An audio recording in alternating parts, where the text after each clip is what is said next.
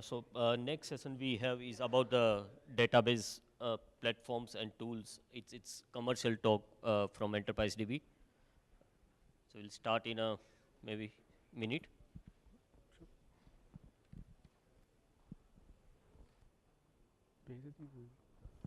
All about the database platform for the digital business, and it's commercial talk from Enterprise DB.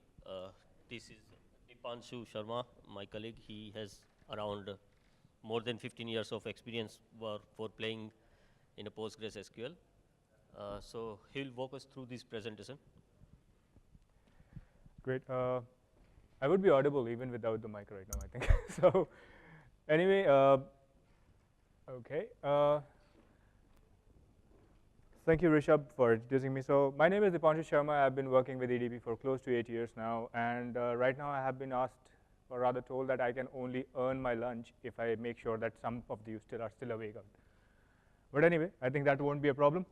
All right. The things which I'm going to be covering broadly would be, like, I would be giving a very short introduction of EDB because my colleague Amit had already gone through it, and he has finished basically almost everything that we do as an EDB as an organization.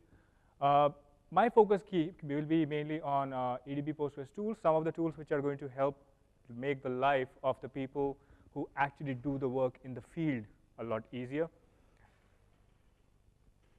Sorry, do you want me to pause? Or? All right. So there are a lot of we are providing our business is not only about Postgres.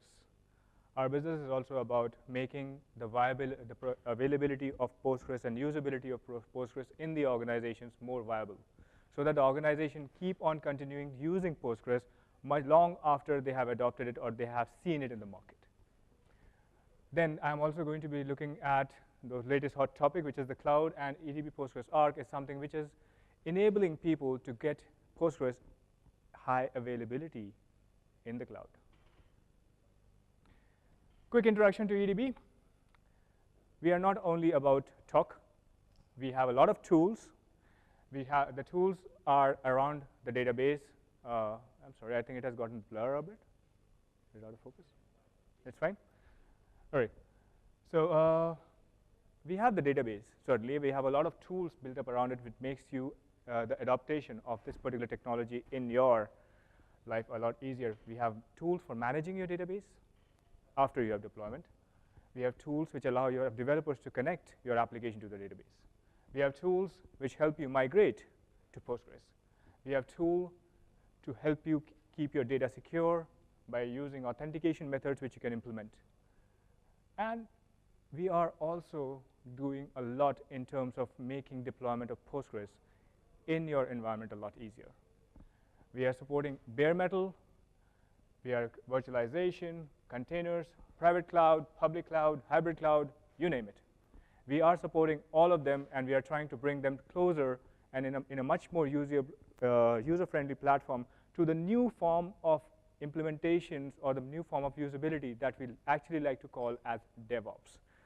We have to understand we have to really be appreciative of the fact that there is no longer sysops, or rather the people who only manage your systems or the people who only manage your application.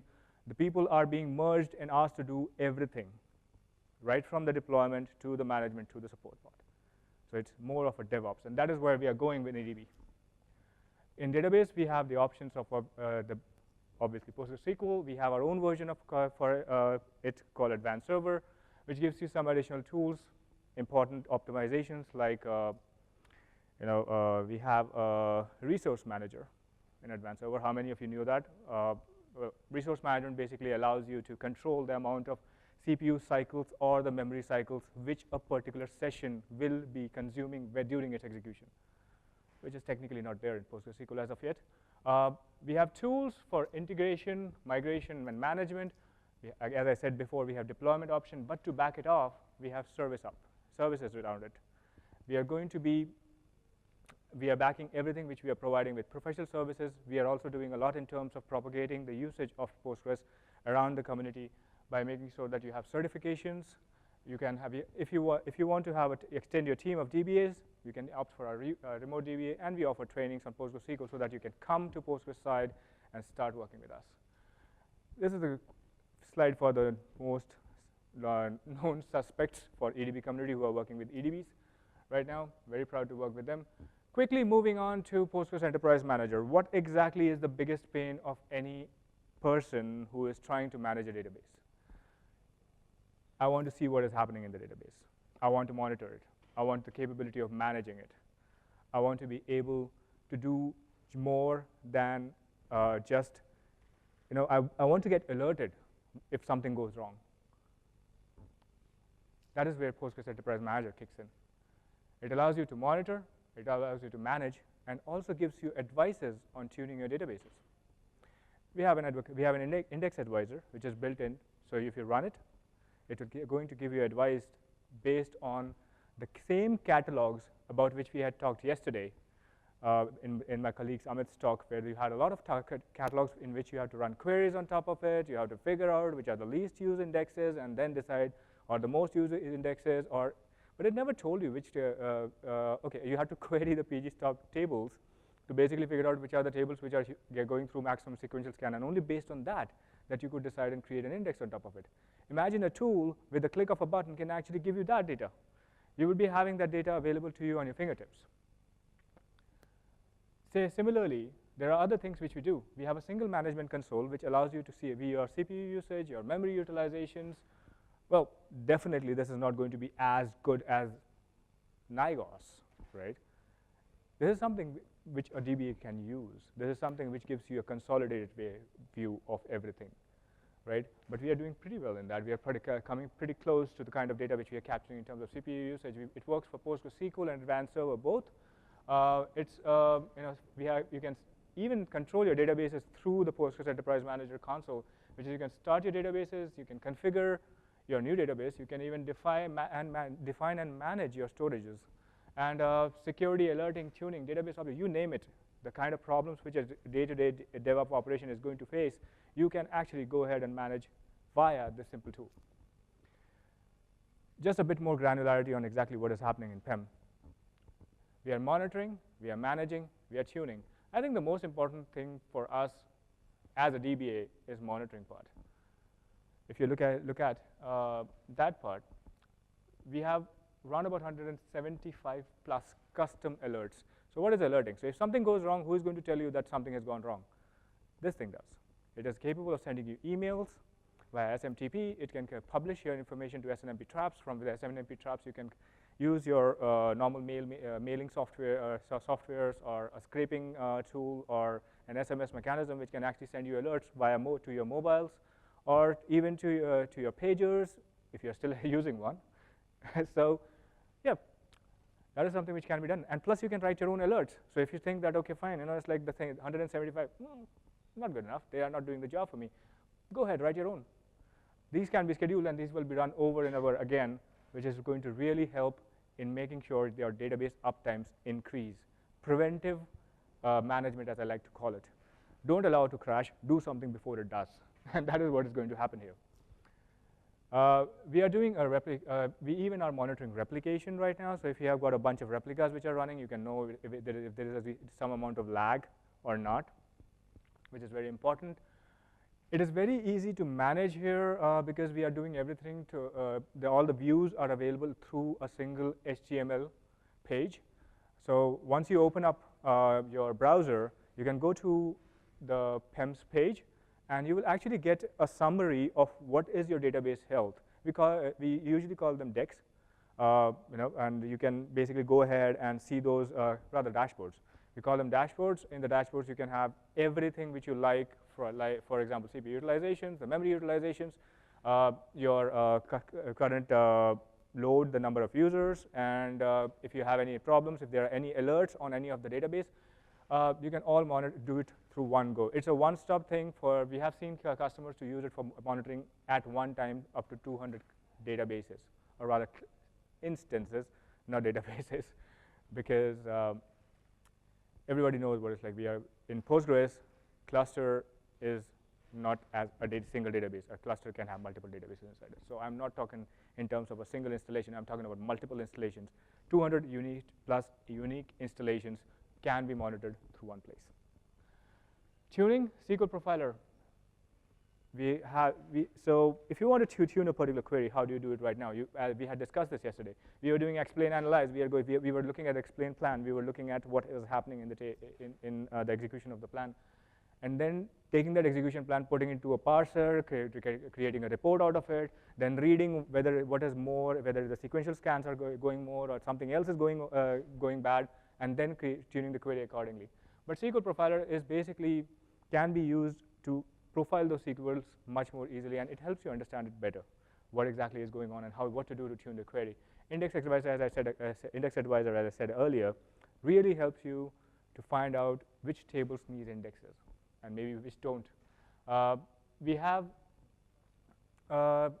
We also have a tuning wizard, which actually you can actually run a report, and based on those, based on the statistics of the system, it will actually automatically suggest you what all parameters you can change in your system based on the last workloads, and how that can improve the performance of your system. So yeah. This is the basic architecture. The Postgres Enterprise Manager is a two-tier architecture, which basically depends upon a centralized server for storing all the information or the monitored information, and a remote lightweight agent, which is installed on all the monitored servers. And on the monitored servers, we are basically sending out probes. These probes are actually getting the data about the health of the system continuously in spurs of 5 seconds, 2 seconds, 1 second gap. And we have obviously understand that the network is at premium, so these are staggered out, and so that they don't block your network usage. Your application or anything does not suffer, but we are capturing the data and storing it into the system. And through the PEM web client, we actually analyze the data and provide you reports as well as real-time alerts. So basically, if there is a pointer in here, is it? Yeah. So basically, the PEM web clients, it can be opened on any machine which is on the same network, or if you have a VPN tunnel into the same network, a secure network. But this is something which is a website. It's completely a website. You can open it anywhere and see what is the health of your system. All right, just moving on. This is a more distributed architecture of the PEM. What exactly it is? The right on top is the client page. This can be multiple computers. You can open anywhere. Here we have got the cluster definitions. So what are cluster definitions? We are basically having it's a fancy word of business logic. So we keep the business logic on located on the EDB Enterprise Manager. We have web content. We have REST APIs for making, if you want to interpret the information which is gathered by PEM to create custom reports, which the PEM is unable to give it to you, you can actually use the REST APIs to pull the data out and create your own custom things. It can be you can make a web page out of it. You can make an XML. You can do whatever you want out of it. So this is what is happening. The PEM server, via libpq SSL certificate, rather SSL authentication, connects to the PEM agent, gathers the data here, sends it back, which is stored in the database, which is usually a PostgreSQL backend.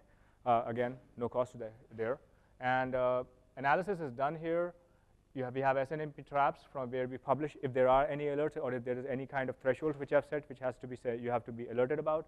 The information can be sent out via email and SNMP. We have NIGOS integration, so if you already have implemented NIGOS, great. SNMP traps, again, we publish it there, pick it up. Postgres Enterprise Manager, you have web client, talked endlessly about it already. Precision management, it gives you an exclusive set of wizards and dashboards so you can have a look at it and you can decide whether your database is in good health or not. We have REST APIs, enables DBAs to create, upgrade, and retrieve the probes. Probes are nothing else but technically queries or heartbeats sent out to the monitored servers to get the information back about how they are doing, good or bad. Postgres Failover Manager, the next biggest problem. Sure.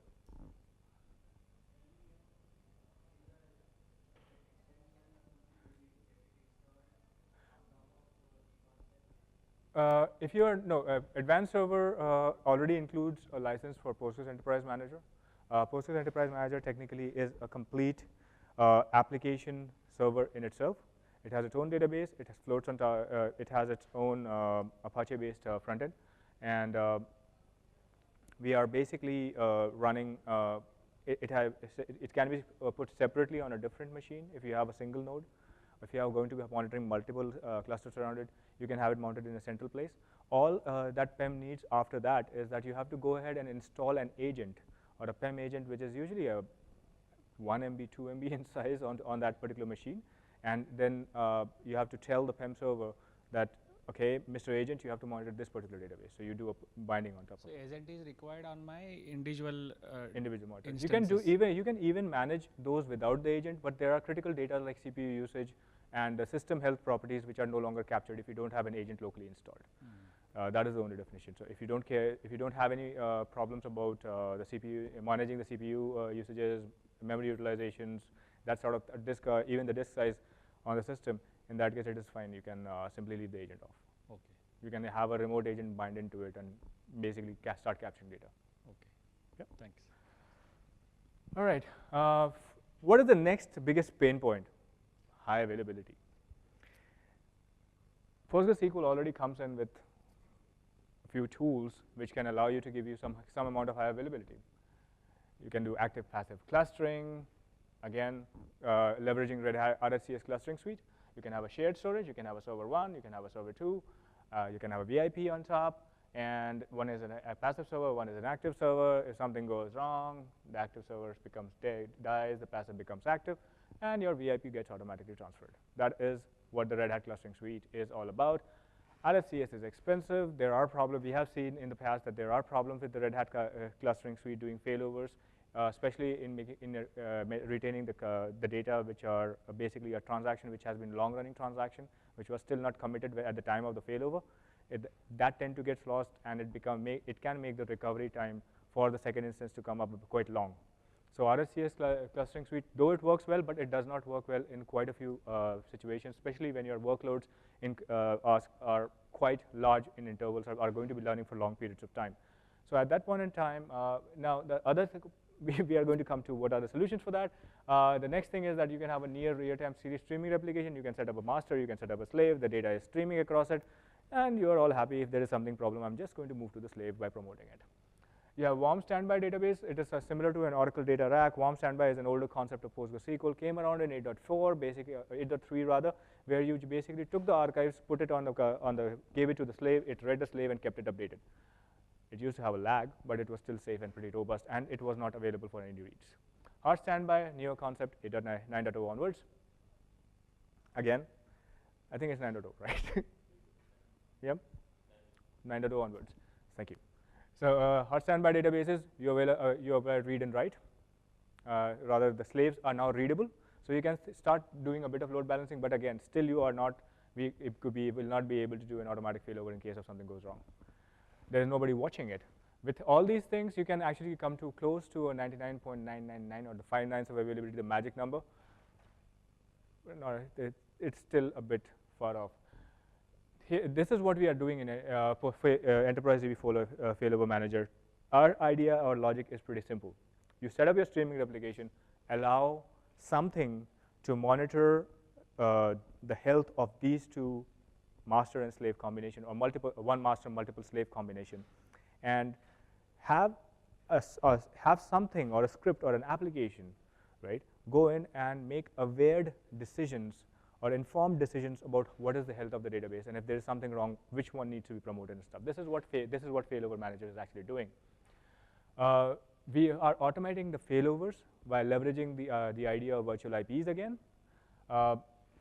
We have a witness architecture. So if somebody is aware about the split brain syndrome, basically, so if you are, there is a possibility that there is in a combination of a master and slave, if you are just relying on the heartbeat between the master and the slave to say whether the master is up or not, there is a possibility that if there is a packet drop or a network glitch between the master and the slave goes ahead and says, oops, he's dead, and he promotes it himself, then but actually the master is still accessible because it's only this machine which had a problem, then in that case you will have two masters.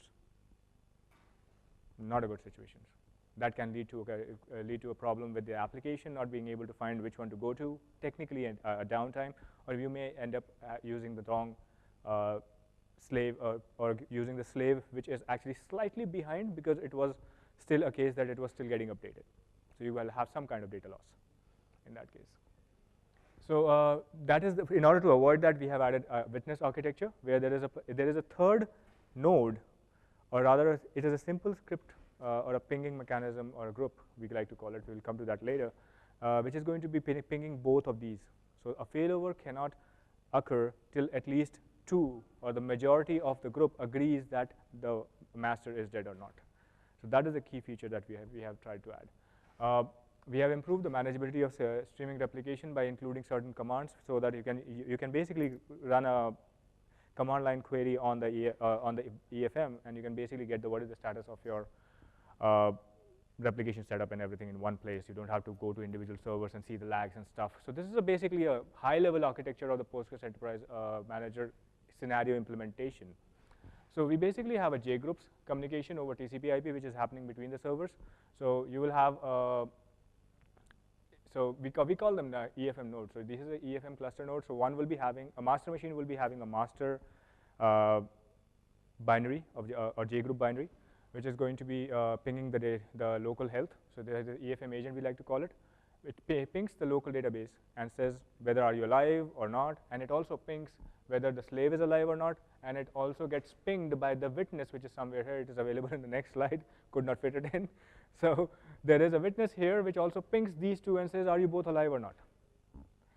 So similarly, with the CLI commands, you can get, if you run EFM-plus status command, you will get an output which basically tells you what is the state of your replication, whether the replication is too far behind.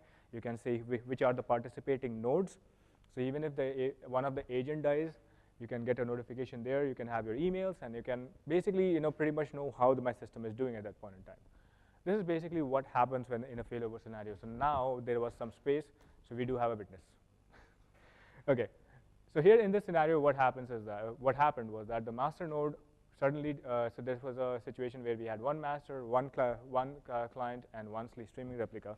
You can have multiple streaming replica. The mechanism would not change overall. Only the condition which is there is that master streaming replication and all the replica should be able to communicate with each other. And then the networking concern, which is like if you have a mechanism to move your VIP across multiple subnets, this will automatic failover still can be done.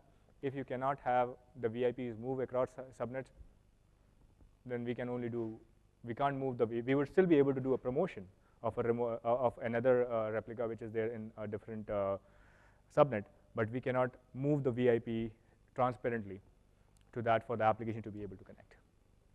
So here what had happened was that the master went down, and the streaming replica agent realized that the master was down because it was pinging it. It stopped receiving heartbeat.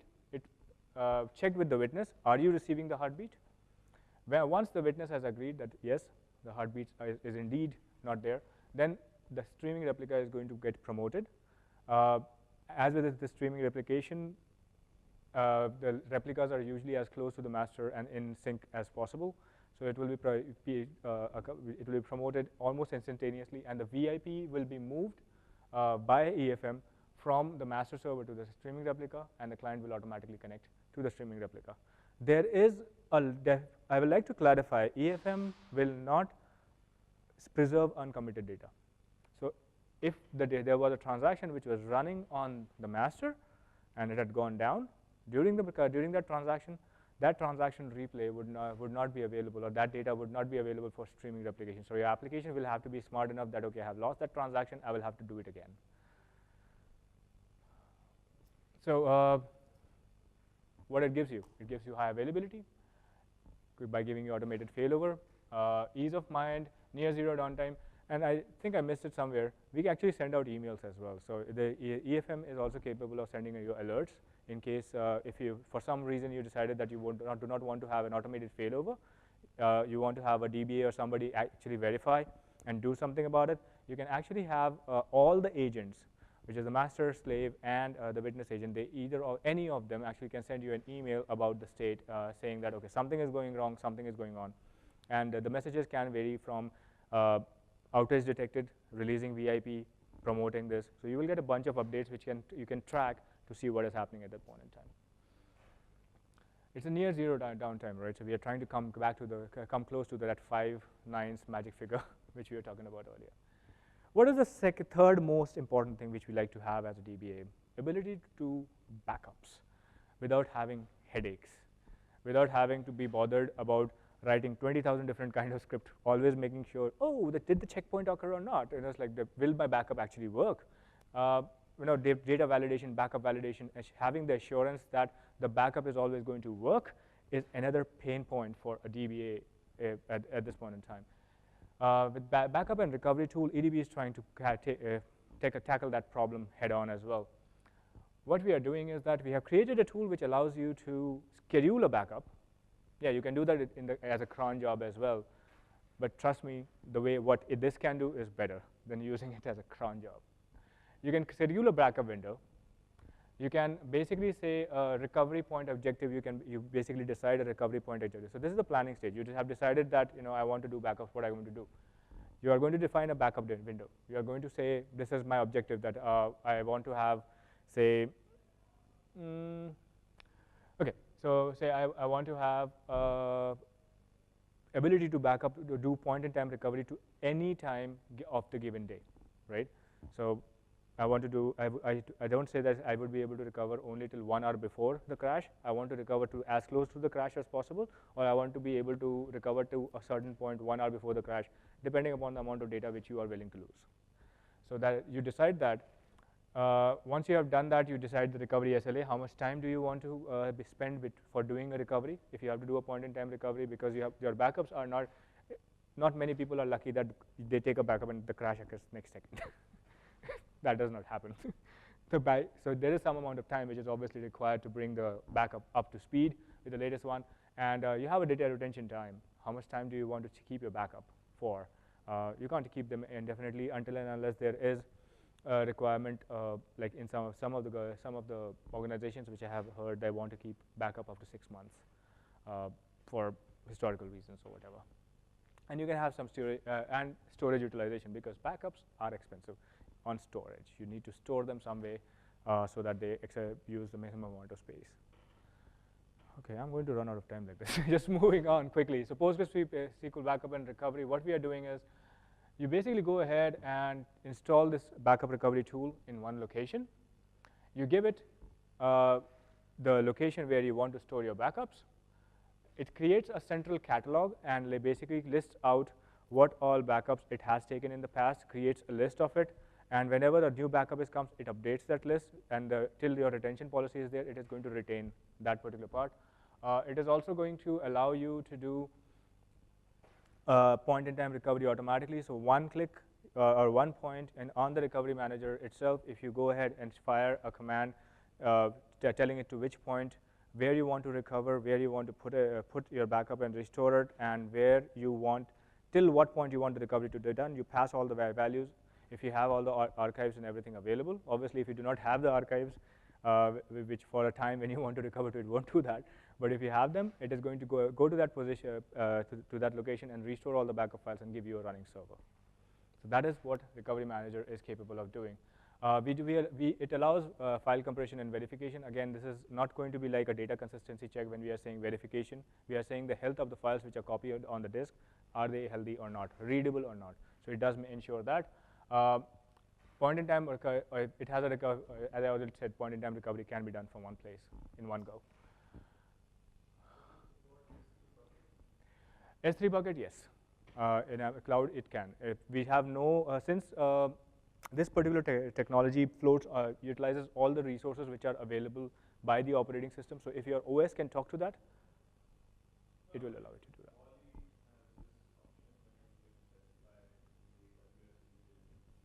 No. For this, we need the volume to be mounted locally, or at least you have a. This is more of a tool which is leveraging the capabilities of the operating system. So we are completely utilizing the onboard resources.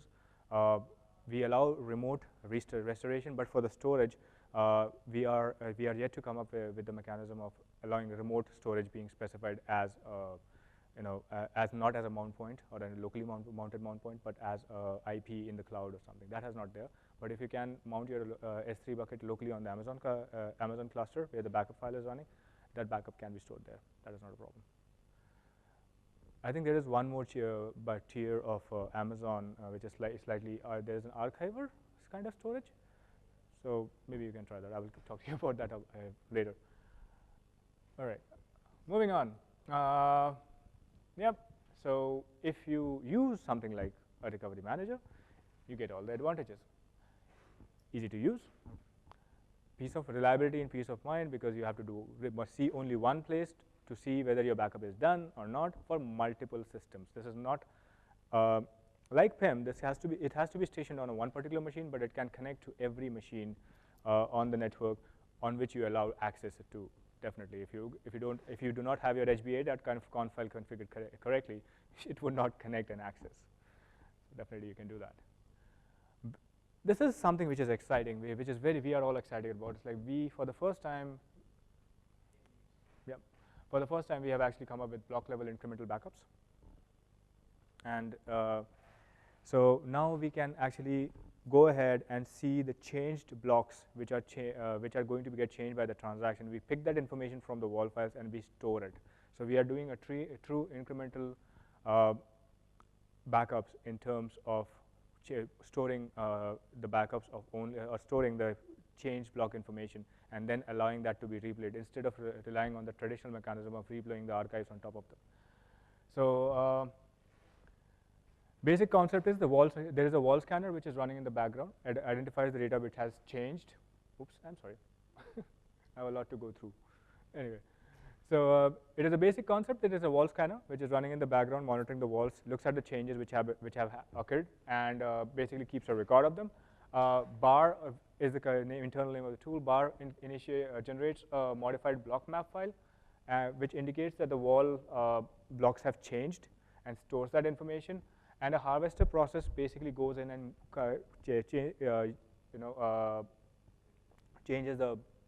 block changes. It just copies them and stores them over.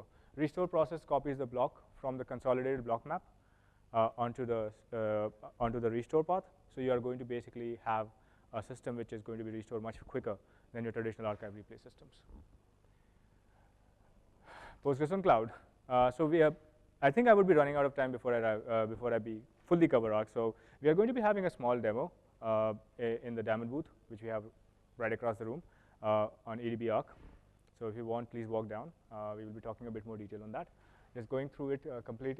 EDB Arc is nothing else, rather not nothing else, it's an underestimate. It's something which allows you to manage your cloud Postgres deployments from one place.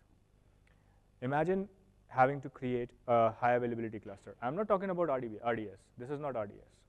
This is about this is basically like if you are going to be using an EC2 instance in Amazon, or its equivalent in OpenStack or Azure, you can basically go in, use the Arc interface to create as many clusters as you like with just a click of button, which can be a clone or exactly the same as the one which was previously created. So the provisioning part of the databases or the clusters can be automated via use of Arc, just by going to one particular unified console and clicking on it. We are basically catering to almost everything under the sun in terms of cloud right now. We support public cloud, which is basically outsourced IT. We are available on Pivotal Cloud Foundry. We are available on Google App Engine. We are available on Red Hat OpenShift. Sorry, Red Hat OpenShift is still under development. I'm sorry. Azure Web Services are already available. Microsoft Azure is already available again. Amazon Web Services are available. Pivotal Cloud Foundry, we are already available, and we are already there. You can go to our to the Pivotal Enterprise DB site, and you can basically launch the Arc from there. We are in private cloud. We are at this point in time in open source. We are only supporting OpenStack. So if you have OpenStack servers deployed somewhere in your machine, in your servers, you can basically launch the servers and actually start using Arc. So it basically is a provisions. It manages. It gives you. It is elastic in terms of how many servers you can have, or how many you want to reduce. In terms of provisioning, basically what we are doing is we allow you not only to create one server, but you can create a cluster. So you can have a master with 2 slaves all the time. And in case if there is in a cluster which is created by the AWS, we have already provisioned with load balancer, which is inbuilt. So if you have an application, the application can use the load balancing capability to balance its queries automatically. If there is a failover or a master goes down, Arc will do a failover immediately, and it will also spin up a new instance as a slave. So if you have you started off with 3-instance cluster, you will end with a 3-instance cluster even after failover. So automatic regeneration of a slave is also possible. If you do not want to have a slave, and if you have a single master, you can still configure Arc. So if the master goes down, it will be respun as a single master. So those capabilities are already inbuilt into Arc. What it does is basically like if you're going to do all these things individually, this is what you are left with. Scripts for Amazon, scripts for VM. You have to do load balancing. You have to write load balancing code. You have to look at replication, how it works. You have to set up, look at OpenStack and see what kind of scripts I need to. How do I upgrade it?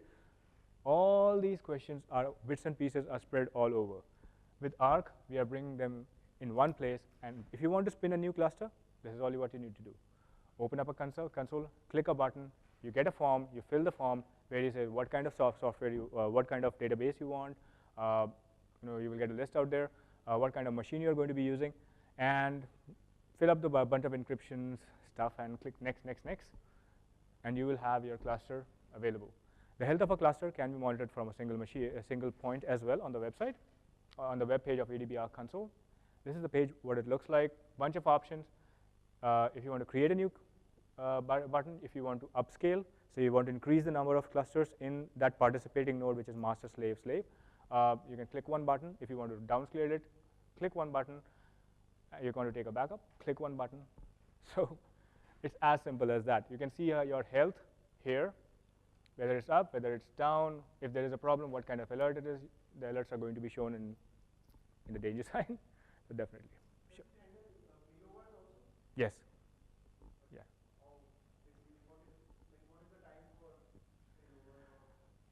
Okay, so currently the failovers, so we are leveraging the combination of our streaming replication, which is available by default.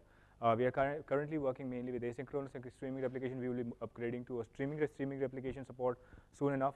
The failover is mainly done based again on the JBoss mechanism which we had, where we were pinging the Failover Manager concept, where Arc witnesses and does a health check. If master goes down, it is going to do a promotion, and it promotes the slave as the new master and moves the VIP or the elastic IP in terms of Amazon. If the elastic IP would be sent out to the different machine, and it is going to become your working master at that given point in time. So it does an automatic failover. Plus, if you have during your creation of the cluster, if you have selected the option that make sure automatic regenerate, it is going to automatically regenerate the server as well. That is completely avoided by the use of the 3-node architecture which we are basically running, where you have where Arc is acting as a witness, and then there are two, a master and a slave. So you are already monitoring everything, and since it's all under one VPC, or the virtual private cloud, as you like to call it, the VIP can be moved only one way, or the virtual IP or the elastic IP can be moved or assigned to only one machine at one given point in time. So the chances of having 2 masters which are functioning masters or connectable masters, especially if your application uses a virtual IP. I'm sorry, I was looking at my time. Sorry, so no, it's okay. So if you are leveraging since we are working with the concept of elastic IPs in Amazon, in Azure, the similar thing is being used. Elastic IP can only exist one time for one machine in a private cloud. So if your application connects via that IP, if we move it around, it will always connect to only one master. So the existence of 2 masters which are connecting to the application is minimized to as much as possible. No, it depends upon what is the state. We usually consider it a crashed master, so we regenerate it. We regenerate it. Yes, yes. We are not attaching it. We are regenerating it. All right, I think I'm out of time, or do I have a minute? Okay, thank you. All right, so DBaaS is provisioning for Postgres in multiple cloud platforms. We support Amazon Web Services, OpenStack, Microsoft Azure. This is basically an architecture of high-level architecture of Postgres Arc. So you get a graphical UI from where you control. You have a bunch of REST APIs which you can use to write your own scripts if you want to do through scripting. You want to do a deployment through the scripting instead of using GUI, you can still do it from a CLI, command line perspective. You have a configuration manager which helps you configure the kind of APIs which you are going to use, or AMIs as I like to call it, the Amazon images.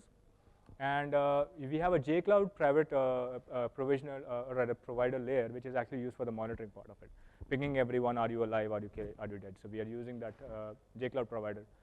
And we have a configuration database. So Arc has a small database of itself where it stores where its child or monitored or spun up children are and keeps on monitoring that. It also maintains the information about the kind of connectivity options which you have or the kind of security groups which you have defined for connectivity with the servers and how it is going to be there. So that kind of information is stored in the database. And all the children are connected via PG pool. Everyone has its own Arc node manager. So if your application is going to be connecting to PG pool, if there is any child which dies, automatically is going to be connected, the PG pool on the second machine is going to become active, and the application via Elastic IP usage will start connecting to that. The load balancing will continue to work. As soon as the new node gets generated, it will be made a part of this PG pool clustering, and your load balancing will continue to function the way it was. Advantages, we have flexibility. You get your flexibility. You decide what kind of vendor you want to choose. You are not locked in. So for some of the not proprietary, some of the cloud services which are providing database as a service, they can actually end up locking you into a contract or make your move out of there a bit difficult. This thing allows you to it allows you to use your existing capabilities and not having to learn a new technology fully. Like, if you want to go to Amazon, I have to learn everything about Amazon. No, you just have to learn enough to be able to deploy Arc, and then you are done. Now your DevOps guy can, have a peaceful night that next time when a user walks into the room and says, I want a new cluster, he does not have to run around finding a machine, building the whole thing up, getting the components, creating a replication. No. All he needs to do is click one button, give you the IP and the connectivity, and he's done. We are available on OpenStack, Amazon, Pivotal, Microsoft Azure. You can go to our website and find our downloadable software available as well, which you can download and deploy. And that's about it. Arc is, again, it is free to test. And if you are having an existing advanced server contract, then definitely you can check with our. We do have terms and conditions which allow you to use Arc in your environment under certain stipulations. So definitely, I would recommend that you can chat with your account manager if you are already working with EDB, or you can connect with our sales representative who is standing outside. Can you use the mic, please? The couple of tools that you have shown, in every tool you will have its own database also attached. Well, so technically, yes. There is a reason for that. If you are, except for the backup and recovery tool, it does not have a true database. It does not have, the backup tool does not have a true database. Right. It is mainly a catalog which is maintained at the back end, and we refer to it and displaying the results, which looks like a table. The thing like an Arc, the choice which we made was to go with the database mainly because of ease of recovery. Because we are still not discounting the fact, what if the Arc console goes down itself? Now what you're going to do? How are you going to recover from that, right? So having it inside in a bunch of files and moving those files over to some different machine, well, it is not very efficient. So hence we decided to put it in a database. It is again a PostgreSQL database. You don't have to pay for anything, any additional cost for using that. And in case of a failure, we basically move the database, and there you go. Okay, so that gets configured as part of the setup only. Yes, it's a backend process. It is included. You don't have to do anything about it. With PEM, you get with Postgres Enterprise Manager, the database, you have a choice. You can use the default provided PostgreSQL, which is bundled inside it, or you can, if you have already a machine which is already running PostgreSQL, you can basically point it to it, and it will just reuse it. Okay, thanks. All right. Thanks. Any more questions? Thank you, everyone. Thanks, Atam. Thanks, Deepanshu. Bye-bye.